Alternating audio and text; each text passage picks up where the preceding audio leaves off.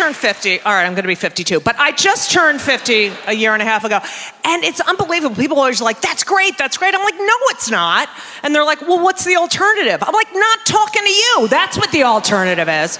But this is my favorite. My partner, Elisa, and I were at the beach a few months ago, and we were laying on the beach, and we had fallen asleep to sound of the ocean.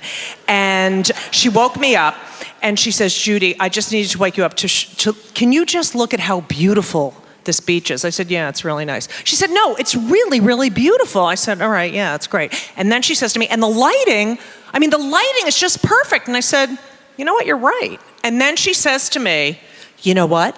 Tomorrow, we should come back here and bring our tweezers and magnifying mirror.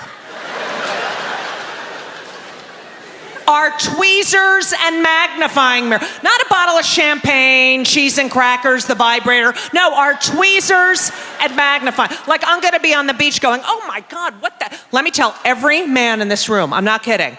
If you were ever out to dinner with a woman, you're at an intensely deep conversation, and the woman goes like this.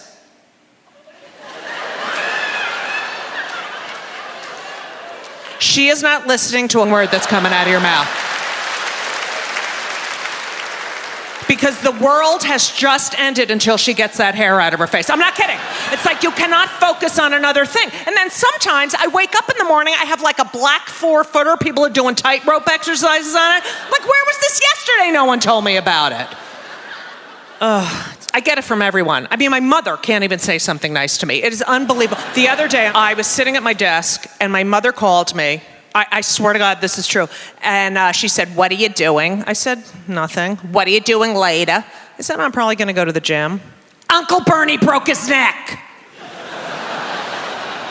No transition. She cannot wait to get to the bad news. No, I don't want to upset you. What are you doing? What are you doing later? Uncle Bernie broke his neck. It is unbelievable. So a couple years ago, we were at my sister's for Hanukkah, and we were having latkes, potato pancakes, and we were all at the table, sitting around. We were talking about something other than my mother. So my mother got up from the table and fell. And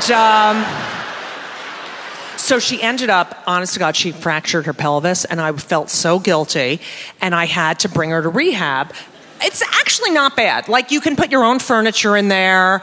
I found all these pictures, and I put all these pictures on the wall. There was one picture I found of my mother with her grandfather, and I said, Ma, your grandfather was so fat. And she said, well, Judith, that was the style then.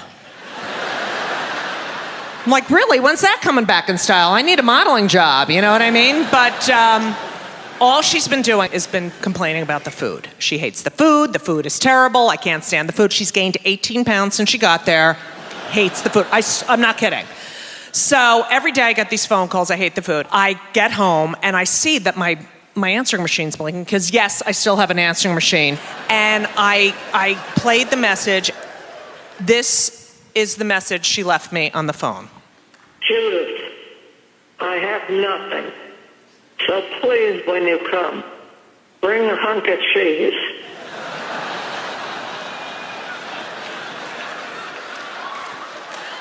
Judith, I have nothing. So please, when you come, bring a hunk of cheese. There is no other guilt in this world that can top bring me a hunk of cheese. I am rotting in hell. I did everything for you, so please bring me a hunk of cheese. Apparently my mother's turned into a mouse now, so that's, you know what, I just want to say thank you guys. You are like the most incredible audiences, just for laughs. Thank you all so very much. Good night.